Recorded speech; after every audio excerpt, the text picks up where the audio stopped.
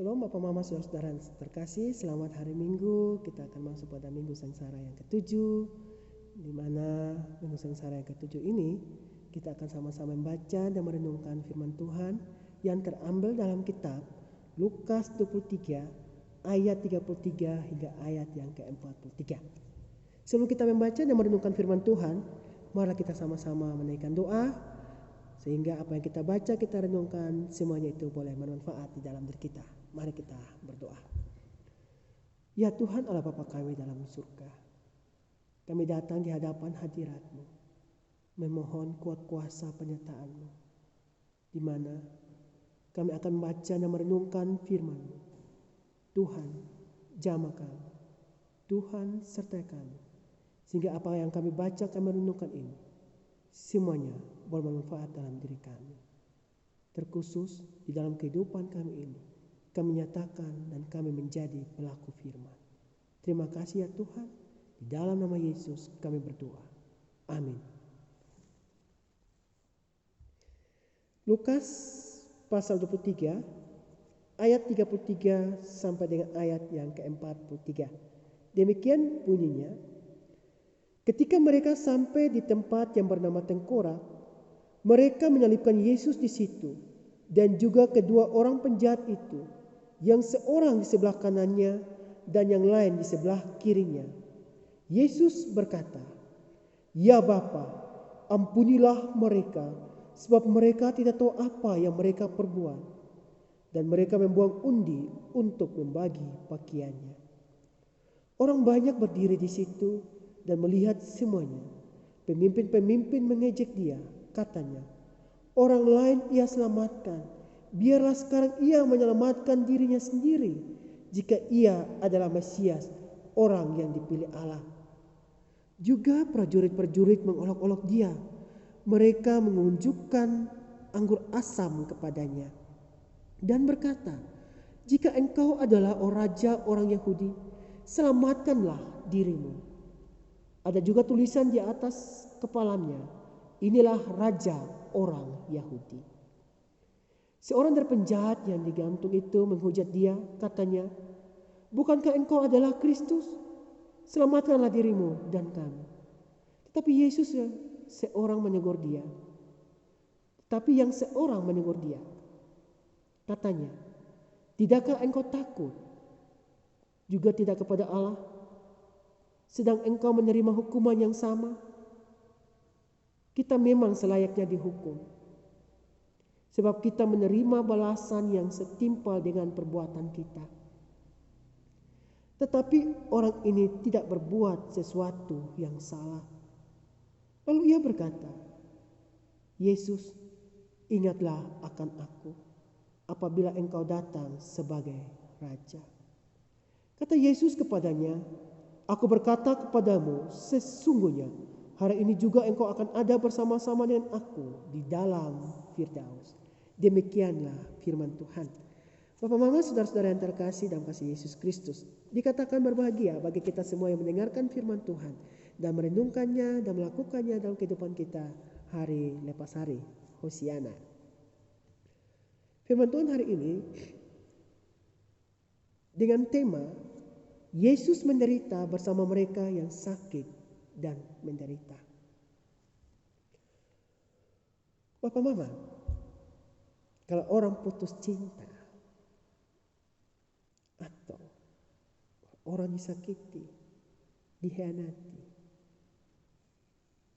biasa tuh sakit tuh di mana ya? Orang bilang sakit tuh di sini. Gila sakit tuh, wow, sengsara sekali. Namun, apa yang dialami Yesus? Sakit itu bukan di dada saja, melainkan di seluruh tubuhnya. Ia menderita karena pengkhianatan kita sebagai manusia. Tidak banyak orang bisa memahami makna ini. Sebelum Roh Kudus hadir pada diri, dan tidak bisa memahami betapa di masa kini kehadiran Yesus sangat berarti bagi kita. Demikian juga orang-orang yang menghina dan mengejek Yesus di kayu salib. Dengan bangganya mereka mengejek Yesus, mengeluhkan dia, menghina dan menertawakan dia. Itu semua terjadi karena ketidaktahuan mereka. Kebencian karena ketidaktahuan. Disalahpahami karena tidak dikenal. Dan kadang itu harus terjadi dalam hidup. Pada akhirnya, pengorbanan Yesus di kayu salib membuahkan hasil yang luar biasa. Salib yang merupakan tanda kehinaan itu menjadi bermakna begitu dalam karena kebangkitan pada hari ketiga yang menandai babak baru dalam hidup iman Kristen. Bapak, Mama, saudara-saudara yang terkasih dalam kasih Yesus Kristus. Seumpama kita seperti Yesus, kita disalib, kita buat benar, buat baik. Tiba-tiba ada orang yang mengkhianati kita, orang yang mengejek kita, apalagi sampai kita dipukul, kita diinjak, kita dicambuk dan salibkan. Kira-kira itu kesengsaraan sampai di mana ya? Coba kita renungkan pribadi kita masing-masing kalau kita seperti Yesus itu. Sakit itu bukan di sini saja. Pasti kita juga merasa sakit di seluruh tubuh kita. Yang merongrong diri kita. Kapan semua ini akan berakhir? Supaya kita bisa tenang kembali. Dan bagaimana juga kita bisa menyatakan kasih ini pada orang yang mencambuk kita, orang yang menghakimi kita. Apakah kita akan mengatakan demikian? Seperti halnya kita belajar dari Yesus pada saat ia mau disalibkan. Kalimat terindah yang diucapkannya, ampunilah mereka karena mereka tidak tahu apa yang mereka perbuat. Kita pasti merasa bodoh. Lu buat sambeta, lu caci maki sambeta, lu hianati sambeta, lu olok beta, lu memang ampuni selalu, lu sonde. Lu tunggu, lu pembagian ada. Atau kalau tidak ya kita kadang-kala ya doa kutuk. Tuhan tolong dia, kok dia cepat mati, kok dia sengsara dan lain sebagainya. Ini hal kemanusiaan kita kadang ini yang terjadi. Apa kita berani seperti Yesus juga mengampuni?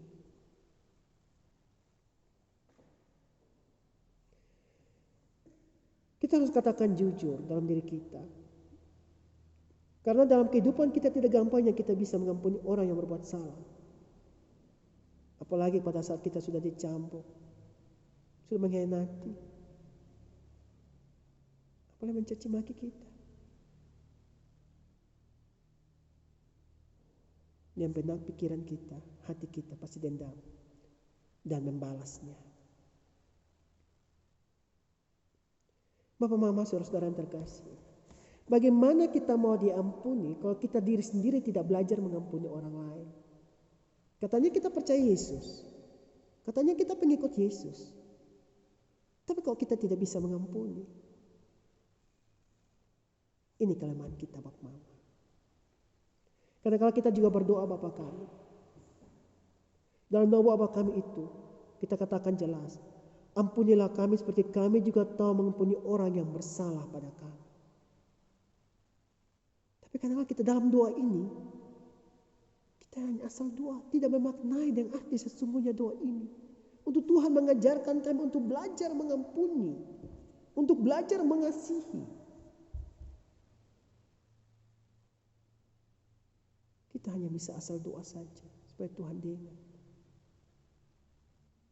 Tapi kita tidak pernah dalam hasil doa ditunjuk nyatakan dalam kehidupan kita. Bapak, Mama, kita belajar dari kisah Yesus ini. Ada satu persekutuan yang indah. terjadi antara Yesus dan dua penjahat yang disalibkan bersama-sama dengan dia. Lukas memaparkan bahwa dalam kesulitan dan bahaya serta penderitaan yang dialami Yesus, Yesus tidak pernah gagal menyatakan kasih-Nya.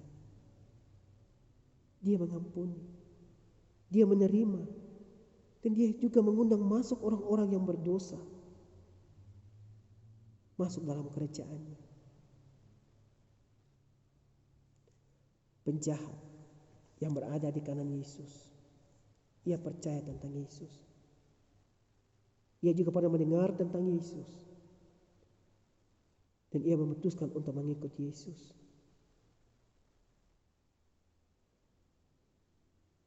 Dan apa yang ia minta pada Yesus, dan ia akan memperoleh buahnya, bahwa akan berada di Taman Firdaus bersama Yesus. Bapak, Mama, saudara-saudara yang terkasih dalam kasih Yesus Kristus, dunia sekarang ini masih digoncang dengan virus corona.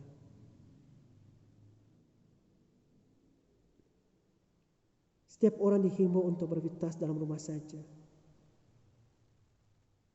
Begitupun juga dalam hal bergereja, di mana mimbar dibuat dalam rumah masing-masing untuk keluarga beribadah. Tanpa kita sadari, ada rencana Tuhan yang indah. Karena selama hidup kita, ada yang selalu beraktivitas di luar rumah, hingga pulang sampai larut malam. Istri dan anak sudah tidur, doa masing-masing, tidak pernah ibadat bersama. Ataupun juga ada yang sudah biasa di rumah bersama-sama, tidak pernah berkumpul bersama-sama keluarga untuk naikkan doa atau ibadah. Dengan jalan ini diajak bagi kita bersama untuk beribadah bersama keluarga, suami, istri, dan anak. Apalagi sebagai suami, menuntun bagi kita bagaimana menjadi imam bagi keluarga. Tapi ada yang disesalkan. Ada orang yang merasa senang dan bangga bahwa kebaktian tidak di tempat ibadat lagi, melainkan di rumah. Mereka mengejek, mereka mengolok. Lihat toh, gereja di rumah kan juga bisa. Dari dulu beta mau semua di tempat gereja buat apa, di tempat ibadat buat apa? Di rumah juga bisa gereja kok, bisa beribadat kok, bukan di tempat ibadat saja. Mereka mulai mengolok karena kebiasaan mereka tidak bersama-sama di tempat ibadat bersama orang percaya.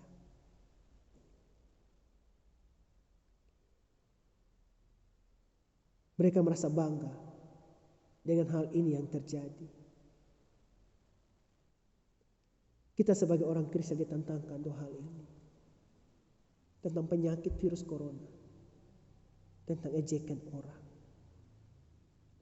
Bagaimana kita meminta hikmat dari Tuhan. Karena seringkali kita sebagai pendeta, sebagai majelis, pergi pada orang-orang yang sering malas bergereja atau malas beribadah. Mereka selalu katakan, kita juga bisa berdoa dari rumah, bukan di gereja saja kok. Mereka tidak mengerti arti bergereja, arti beribadah. Makanya mereka menjawab seperti itu. Dan akhirnya, pada saat dengan adanya virus ini, mereka dianggap menang. Mereka dianggap apa yang mereka bicara selama ini semuanya terwujud. Ini perlu kita pikirkan secara baik dan benar. Apakah mereka menang? Tidak. Mereka bisa juga dikatakan oleh Lukas mengkisahkan sebagai orang yang membuang undi untuk membagikan pakaian Yesus, mengoloknya dan memberikan anggur asam serta berkata, "Jika engkau adalah raja orang Yahudi, selamatkanlah dirimu." Bapak, Mama, saudara-saudara yang terkasih dalam kasih Yesus Kristus,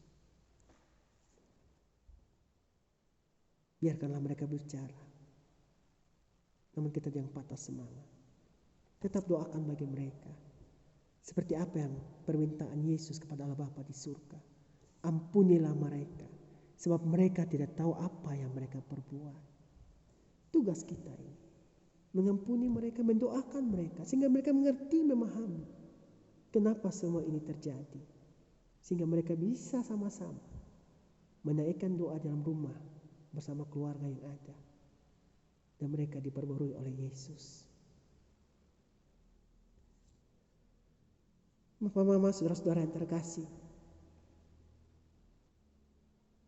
sampai sekarang ini masih banyak yang tidak mempercayai bahwa penyaliban Kristus adalah perbuatan Allah yang menyelamatkan. Namun kita dapat merenungkan lebih jauh terhadap sikap yang diperlihatkan sebagian orang-orang yang telah dapat dikatakan mengenal Yesus, percaya Yesus,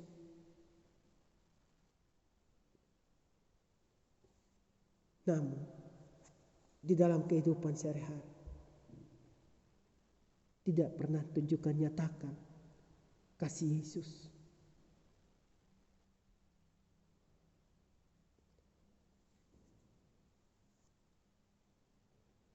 Bagaimana jika ada yang dengan berani menegaskan diri sebagai Kristen, namun sikap kasih dan pengampunan tidak pernah diperlihatkan? Bahkan mungkin ada orang yang tidak mempercayai keberadaan Tuhan, lebih memiliki kasih kepada sesama manusia. Bapak, Mama, saudara-saudara yang terkasih,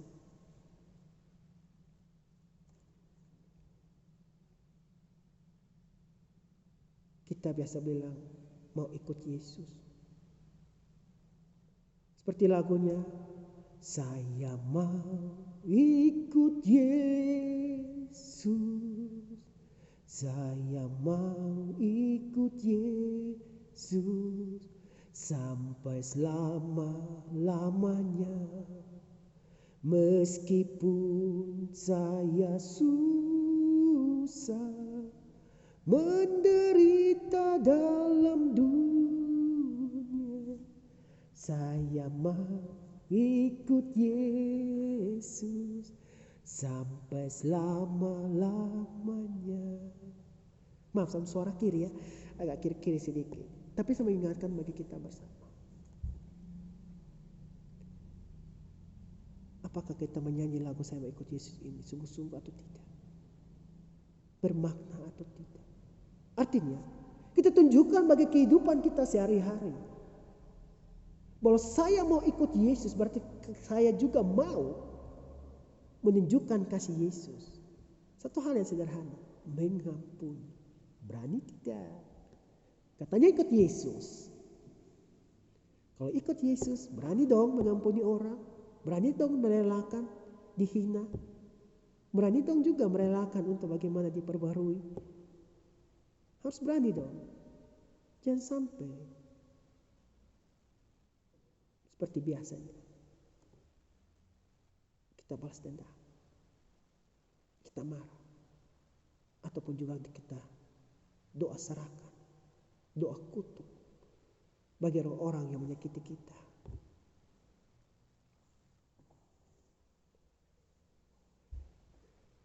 Perlu kita sesalkan diri kita masing-masing, yang dimana kita katakan mau ikut Yesus, tapi dalam kehidupan kita tidak pernah wujud nyatakan. Jangan sampai kita sama-sama dengan orang-orang yang mengolok Yesus, yang mengejek Yesus, yang sudah tahu bahwa Yesus membuat segala kebenaran, tapi kita masih membenci, kita masih menendam. Itu berarti kita mengikut Yesus hanya di bibir, tapi tidak pernah tunjuk nyatakan dalam kehidupan kita. Kita perlu disadari juga bahwa kita adalah orang berdosa. Jangan biasakan mengikuti orang-orang yang membuat hal demikian. Kita harus lebih sungguh mendekatkan diri pada Yesus. Mengaku dosa kita. Belajar untuk bisa mengampuni dan berani melakukannya untuk hal kasih mengasihi. Dan kita juga harus belajar seperti seorang penjahat di sebelah kanan Yesus. Ia mengakui akan dosanya dan diinginkan Yesus datang bersama-sama dengan dia. Bapak, mama, saudara-saudara yang terkasih dalam kasih Yesus Kristus, seperti halnya orang-orang yang sakit bertahun-tahun, orang-orang yang lumpuh, orang-orang yang buta, dan Lazarus yang bangkit dari kematiannya. Itu karena mereka percaya sungguh-sungguh pada Yesus, karena iman mereka, sehingga mereka bertobat dan mereka disembuhkan. Yesus mengetahui segala perkara yang ada dalam hati kita, dalam pikiran kita. Tapi tergantung kita mau serahkan pada Yesus seutuhnya dalam diri kita, tidak.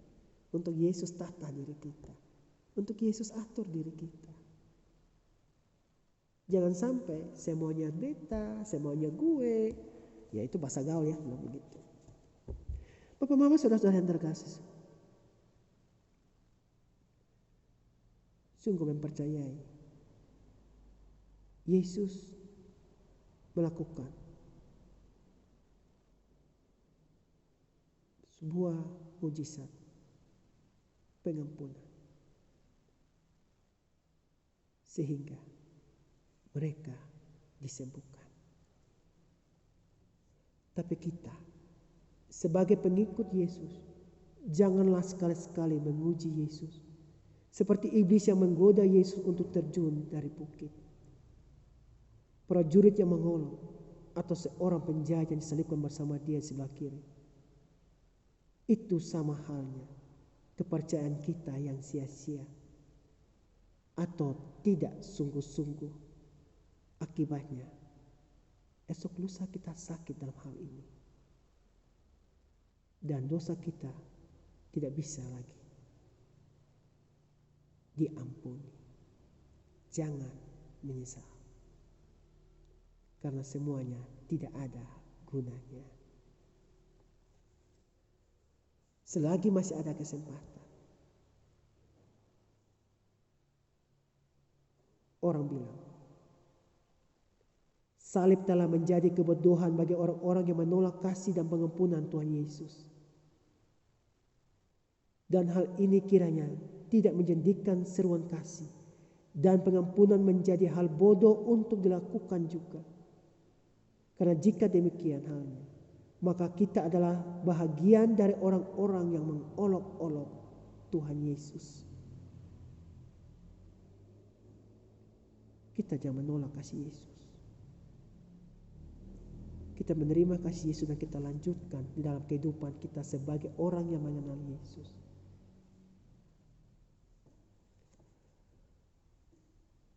Ada dua sikap yang kontras yang kita lihat ketika Yesus telah disalibkan. Yang pertama adalah orang-orang yang mengejek dan seorang penjahat yang tersalib bersama Yesus. Yang menanggapi perbuatan Yesus adalah dari segi penyelamatan fisik. Mereka hanya berorientasi pada penyelamatan fisik. Mereka hanya lihat penyelamatan fisik.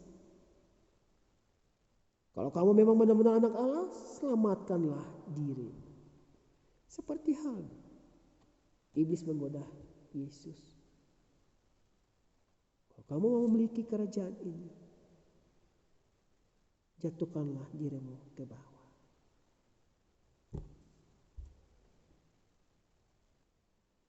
Bapak, mama, saudara-saudara, mereka hanya lihat pada fisik. Namun kita lihat sikap yang kedua adalah seorang lagi penjahat yang tersalib di sisi Tuhan Yesus, bahwa dia akhirnya mendapatkan sesuatu yang begitu berharga, begitu luar biasa. Setelah ia menerima kehidupan bersama Allah di Firdaus.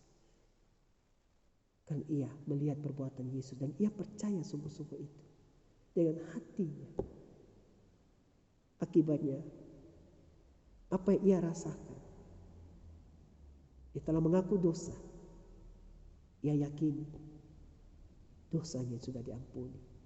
Sehingga Yesus berkata, akan bersama-sama di taman Firdaus.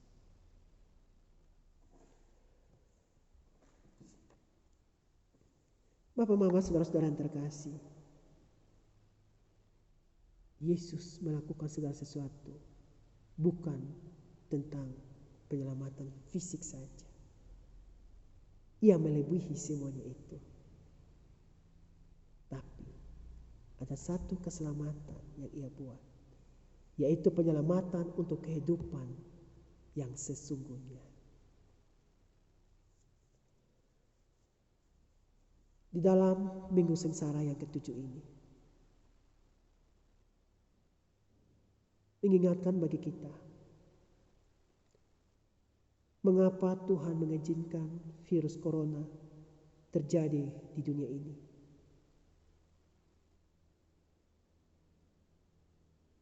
Kita belajar kembali pada kisah Ayub.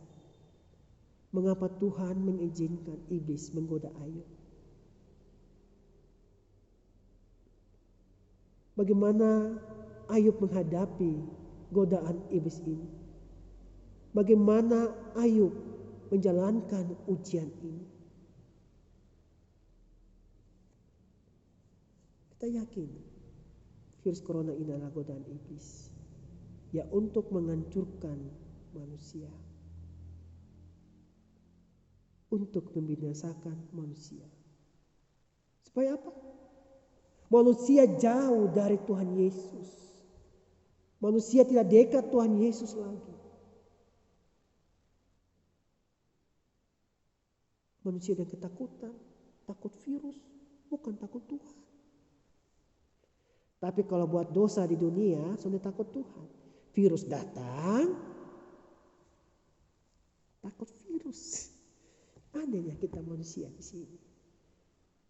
Iblis bangga kalau hal ini terjadi pada diri kita. Akibatnya Yesus disingkirkan. Sedih juga rasanya. Para medis, para ilmu sudah katakan, jangan takut. Kalau kestabilan tubuh kamu bagus, virus apapun juga akan jauh. Iman kamu kuat, maka virus lebih jauh lagi. Kenapa harus takut? Jangan takut. Tapi marilah kita belajar untuk membenahi diri. Merenungkan kehidupan kita. Sama seperti lagunya Ebit GAD. Yaitu untuk kita renungkan. Lagu ini bagus Bapak Mama. Menurut saya, bagaimana kita berbenah diri. Kita renungkan diri. Sehingga semua ini bisa terjadi. Dan diajak bagi kita bersama untuk kembali pada Tuhan.